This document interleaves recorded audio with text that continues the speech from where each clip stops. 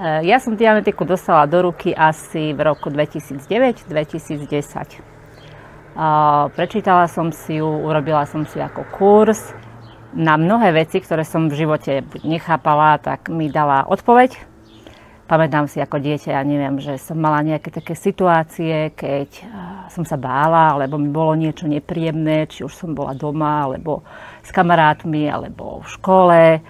A niekedy, keď som už bola aj dospelá, tak potom som sa z toho tak divne cítila, že vždy som si tie situácie nosila so sebou.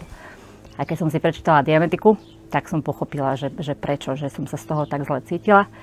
Alebo občas som sa cítila, bolo všetko fajn, a občas som sa cítila zle. Len tak, z ničoho nič. Ja som tomu nechápala a zrazu som nemala náladu. Ani sa mi nechcelo. A tieto pocity potom, keď som si prečítala Dianetiku, tak vlastne tam mi bolo vysvetlené, že prečo som sa tak cítila. Prečo sa tá myseľ naša niekedy tak správa a prečo sa občas cítime zle. Dokonca si pamätám, že občas nejaké psychosomatické veci odišli. Hej? Že môj zdravotný stav po prečítaní Dianetiky môžem povedať, že sa zlepšil. Že to bolo oveľa lepšie. Takže ja by som povedala, že Dianetika, ja by som to nazvala kľudne ako nejaká základná príručka pre život. A ja by som to dala asi ako povinné čítanie každému.